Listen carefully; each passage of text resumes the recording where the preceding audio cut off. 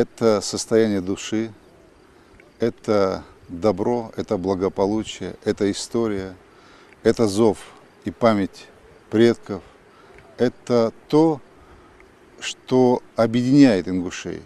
Это то, к чему мы всегда стремимся, потому что нет ни одного ингуша, который бы не имел свой башенный комплекс.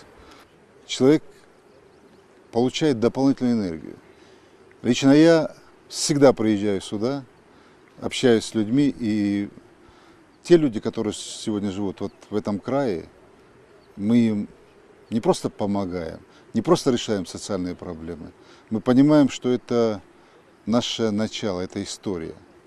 И нет будущего у любого народа, у любого человека, который